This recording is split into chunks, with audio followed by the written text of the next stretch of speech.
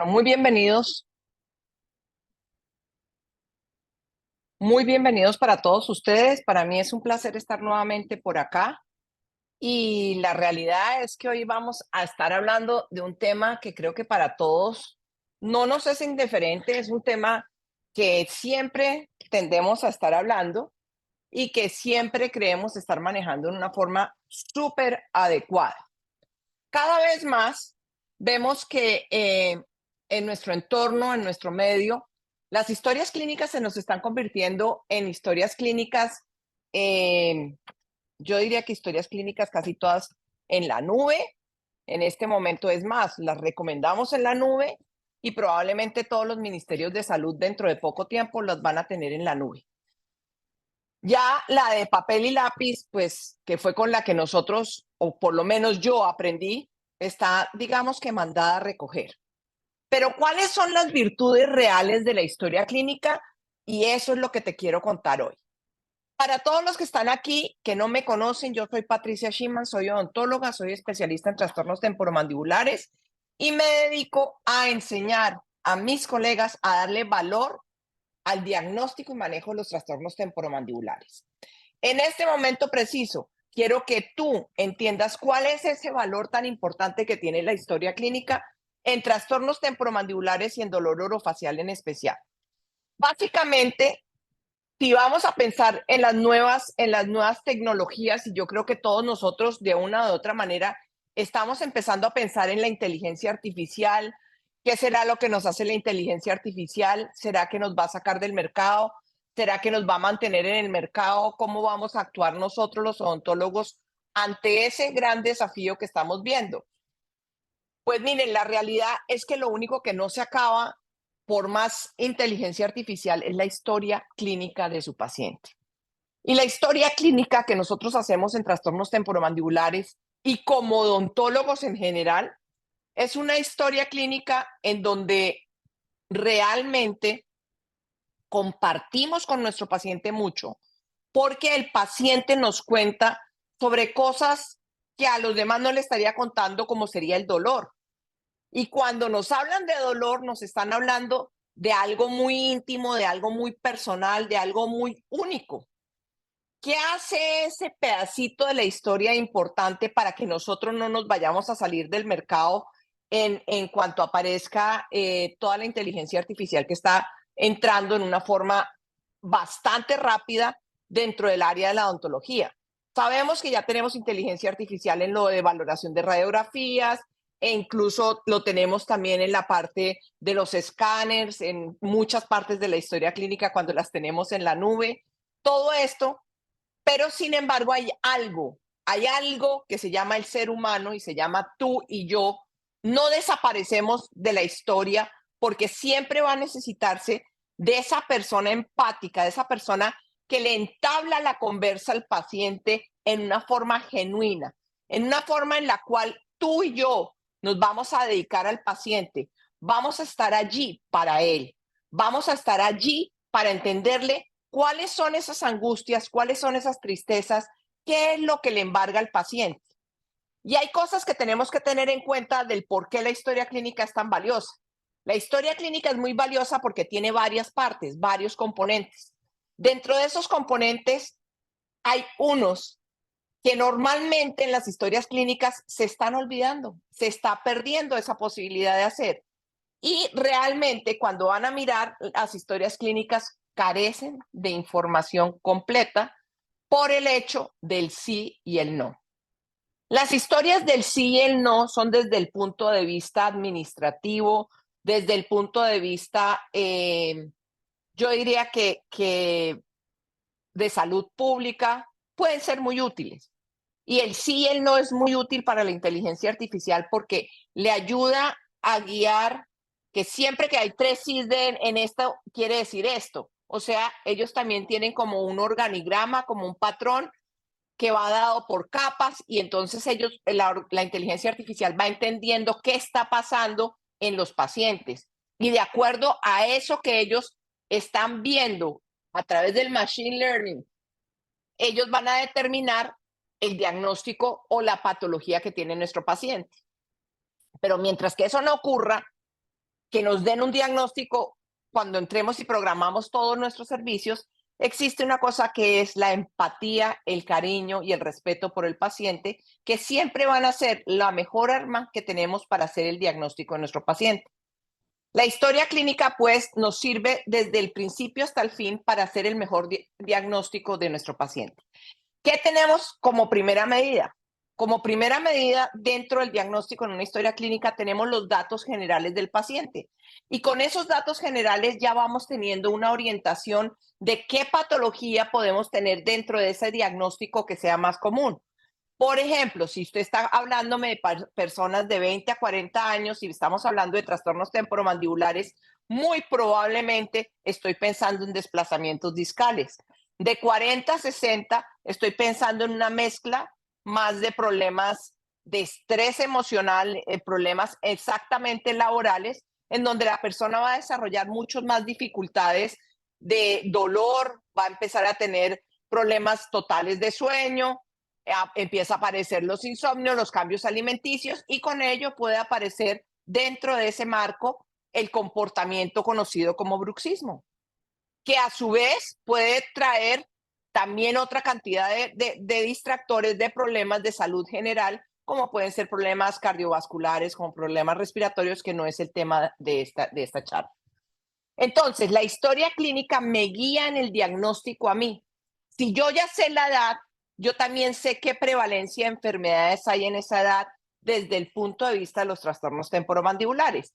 Si a mí me llega una persona de 10 años y yo veo una destrucción severa en ese cóndilo o en esa articulación y siento que hay, por ejemplo, una crepitación en esa articulación, mi diagnóstico definitivamente está mucho más, digamos, que del lado del miedo que del lado de la realidad, porque pensaría que de pronto estoy ante una artritis juvenil, que no es lo más común, pero puede estar dentro de las posibilidades de mi paciente. Entonces, la edad es algo que es supremamente importante tenerla clara. Otra cosa que nosotros los odontólogos no nos gusta tener muy claro es cuánto pesa nuestro paciente y realmente el peso es importante.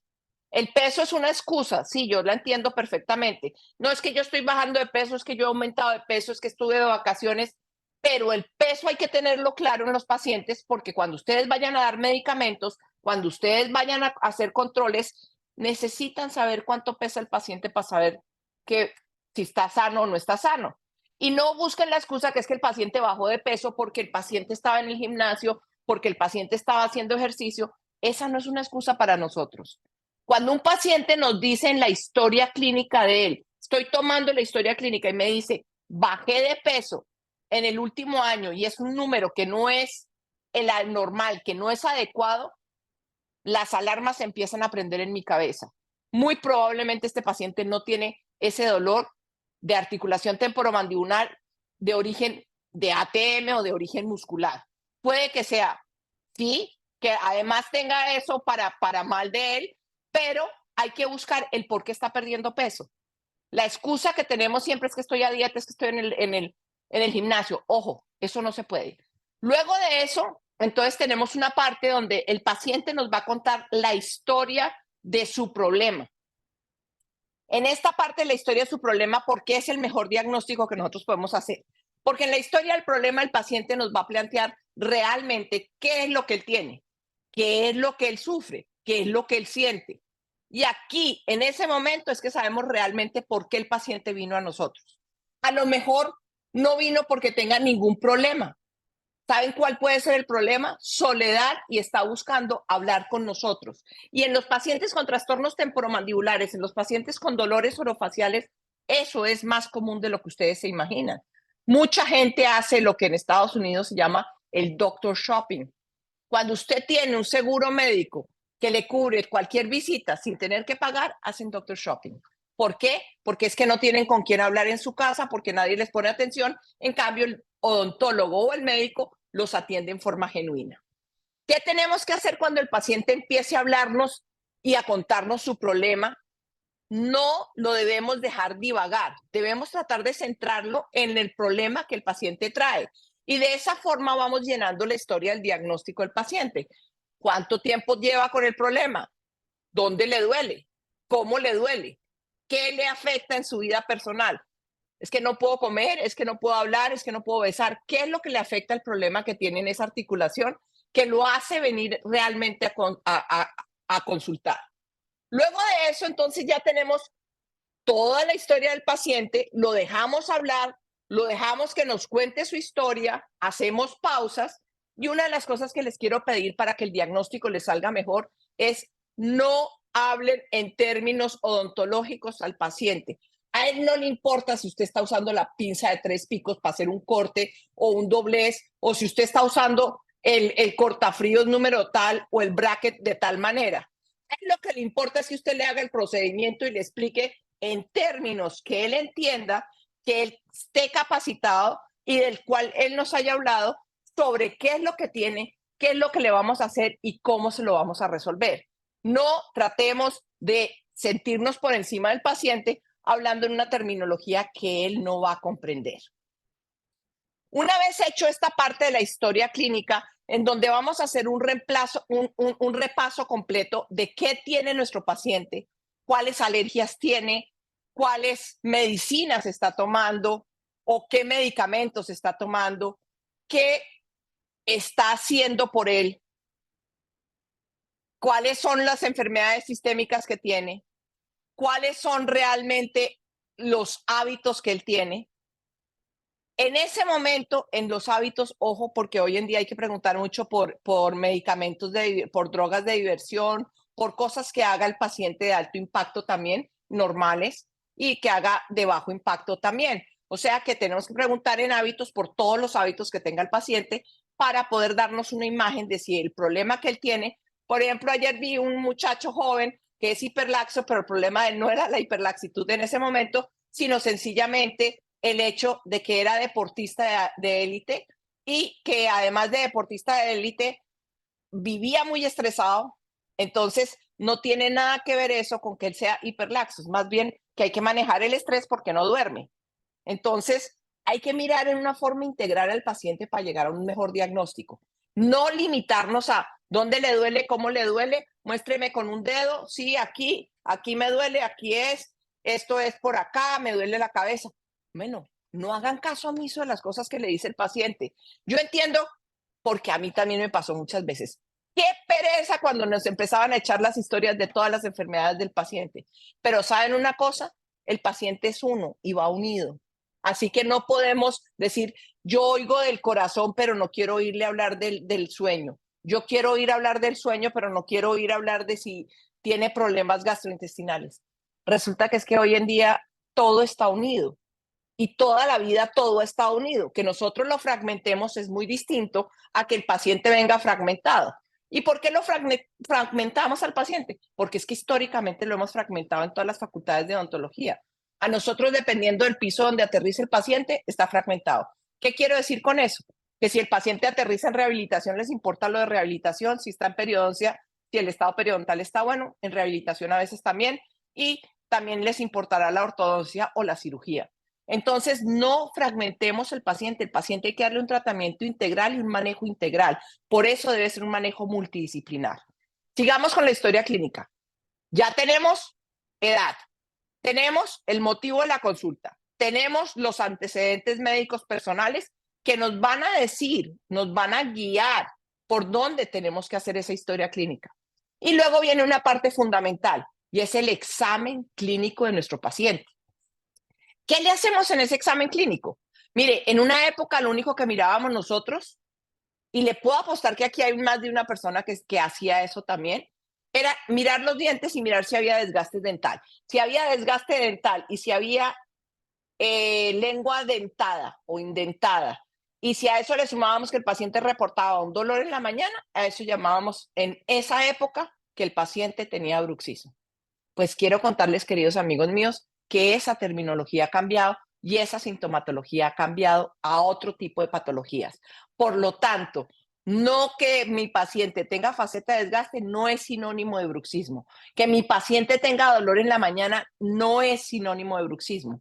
Puede ser sinónimo más bien de que el paciente tiene un sueño regular, que no yo logra llegar al sueño profundo, y si el paciente no logra llegar a ese sueño profundo y tiene micro despertares en la noche, más allá de los normales, más allá de 5 a 10 cada hora, quiere decir que mi paciente puede estar con mayor susceptibilidad a percibir dolor, pero no quiere decir que eso sea siempre bruxismo. Recordémonos que el término de bruxismo hoy en día no es una parafunción. Entonces, bajémonos de esa nube porque si lo están haciendo a la forma antigua. No lo están haciendo bajo los conceptos de la evidencia científica actual. Entonces, analizo los dientes porque soy odontólogo. O sea, miren, yo también tengo esto. Yo también uso esto. No que yo no lo use, sí, pero cuando quiero analizar dientes, no cuando quiero analizar ATM. Cuando yo quiero analizar ATM, tengo esto. ¿Y qué quiero hacer acá? Una palpación muscular. Quiero hacer un diagnóstico de cómo está mi paciente desde el punto de vista funcional. Hago aperturas, hago lateralidades, hago protrusión, hago movimientos, cargo la articulación, puedo hacer bloqueos. Todo eso son parte de los medios diagnósticos auxiliares para que la historia clínica mía quede de tal forma que le sea útil, que sea realmente veraz con respecto a ese paciente, que usted pueda identificar los problemas que tiene el paciente. Por eso es que es tan importante que ustedes tengan claro que al paciente hay que explicarles. Mire, que no les pase lo que me pasó ayer. Le pedí a un médico que me explicara una cosa y me contestó que eso no era oficio de él, que eso él no venía porque a explicarme nada, que él simplemente me decía que eso era. Y cuando voy a ver el diagnóstico era peor que lo que yo había preguntado. Entonces, ojo, ustedes dan un diagnóstico tentativo, así no tengan los exámenes diagnósticos auxiliares. ¿Por qué? Porque si yo sé hacer una buena palpación de esta articulación, yo puedo poner a mi paciente a abrir y cerrar. Yo puedo a mi paciente ver qué tanto abre, qué tanto cierra, cómo cierra, si cierra simétrico, si no cierra simétrico. Si mi paciente de pronto está como este otro que está bastante chueco ya está bastante desviado de lo normal. Entonces yo tengo que mirar cómo funciona, cómo está cerrando, cómo ocluye. ¿Es una oclusión dual? ¿Es una oclusión que el paciente tiene diferente a la normal? ¿Eso tiene algo que ver con el dolor que tiene en la ATM? ¿O será que esto es independiente al dolor de cabeza y al dolor de la ATM? Y aquí los quiero invitar a una cosa importante. Cuando ustedes quieran hacer un diagnóstico con la historia clínica, díganle y pídanle a su paciente que diferencie los dolores que se está quejando, porque es que a veces los pacientes también nos la ponen más difícil de la cuenta. Y de eso sí estoy segura, que el paciente nos la pone a veces muy, muy complicada. ¿Y a qué me refiero con eso? No es que yo tengo dolor de cabeza, pero ¿sabe qué, doctor? Es que a mí también me duele aquí. Me dijeron que la quijada, que la mandíbula me duele, pero me estoy mordiendo la lengua. Y uno empieza, ¿será que las tres son lo mismo? Las tres son distintas. Yo les doy una solución. Gasten un poquito más de tiempo y averigüen si esos tres problemas son independientes o son dependientes. Porque cuando uno sabe si es dependiente o es independiente, también puede saber qué tipo de tratamiento le viene mejor al paciente o le viene peor y cómo organizar ese diagnóstico en ese paciente. A mí, por lo menos, me ha pasado mucho que últimamente tengo un paciente que me llega con un par de quejas y cuando me doy cuenta la queja no es para mí, la queja es para un médico, para un neurólogo, para un neumólogo, pero no tiene nada que ver con odontología. Y no que yo no sepa manejar apnea del sueño, apnea obstructiva del sueño, no.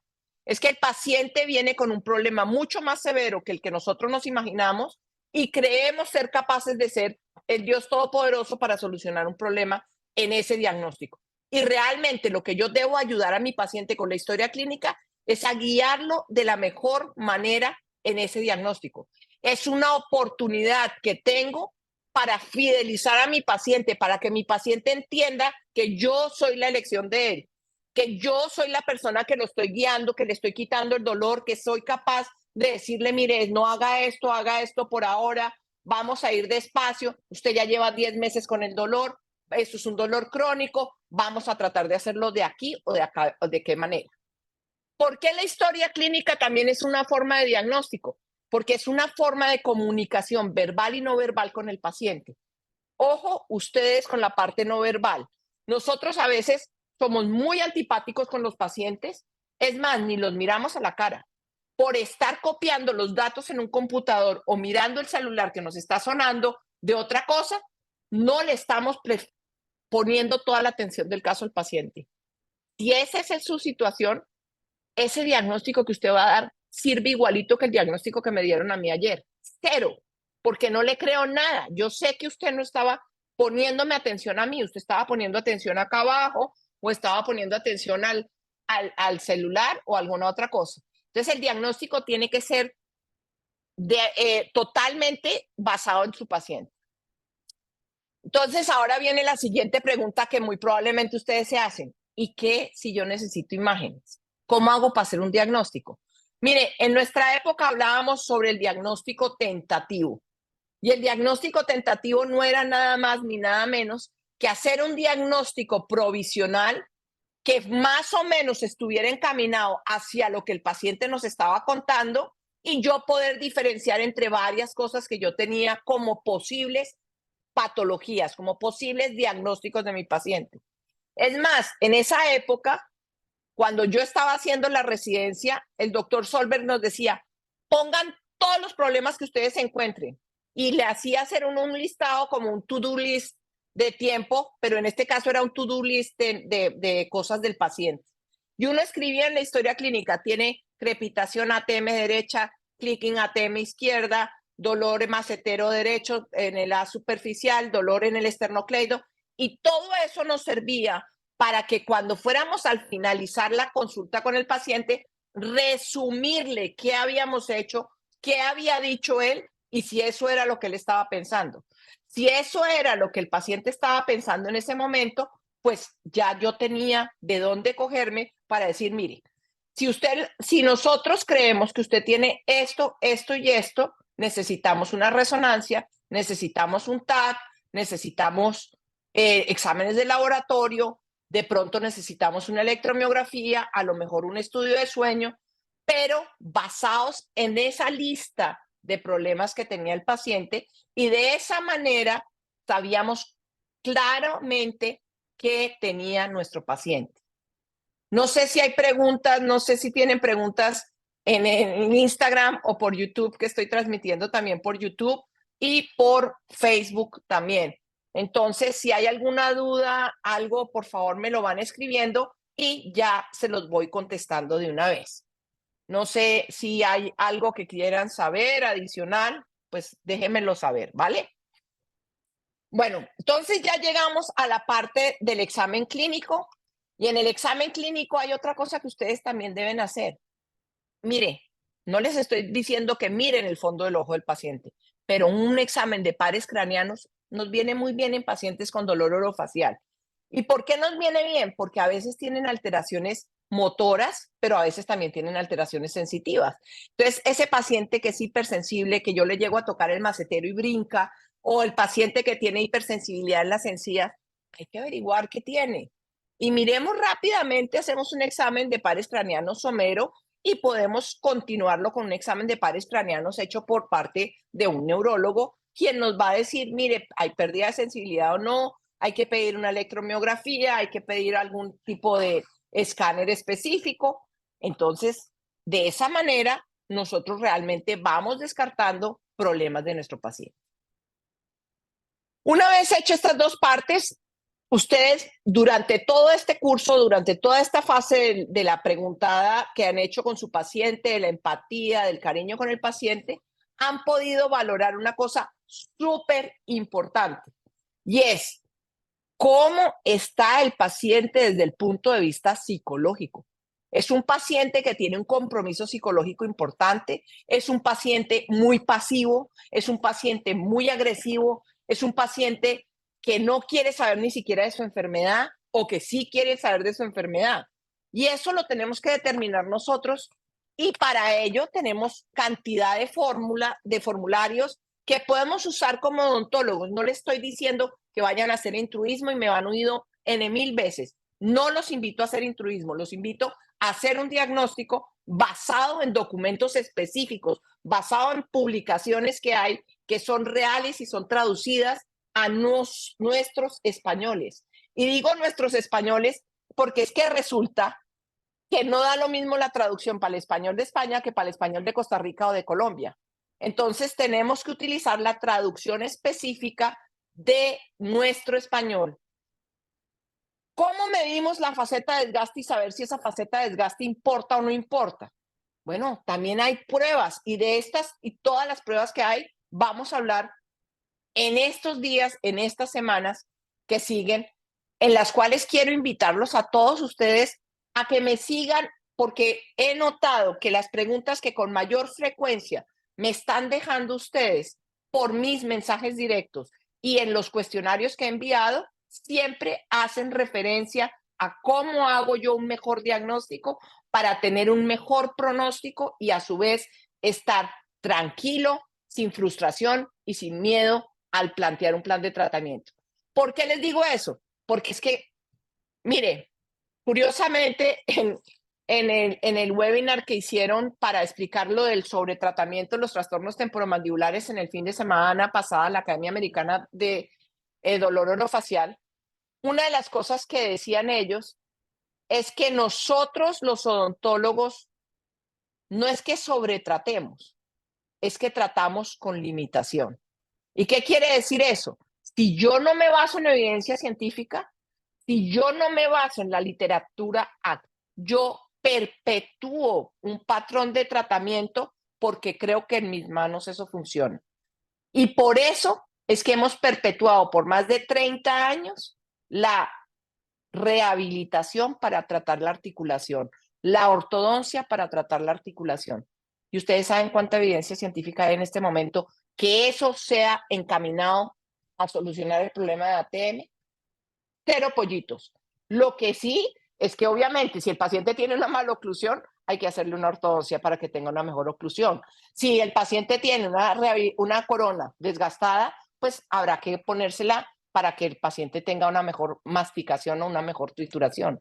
Entonces, realmente busquen la explicación exacta, pero no busquen una explicación que no esté dentro de los principios actuales de la evidencia científica.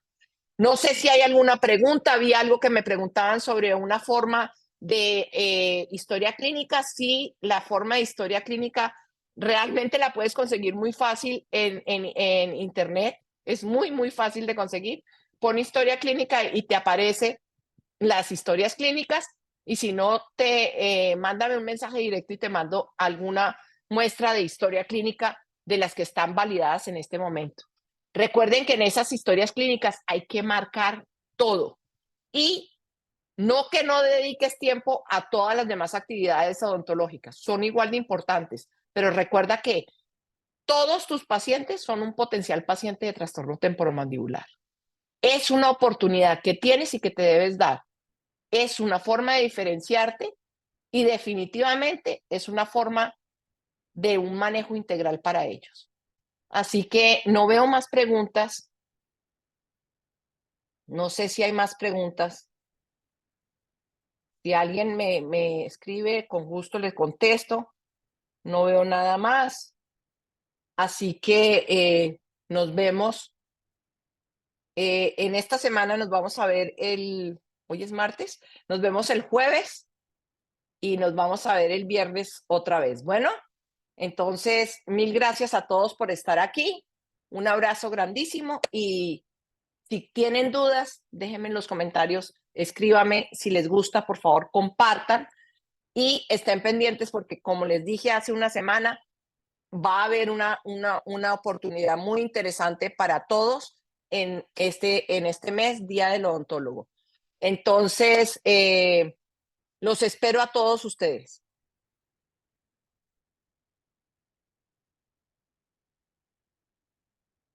Eh, Mire, hay una pregunta antes de irme que esa sí la quiero contestar.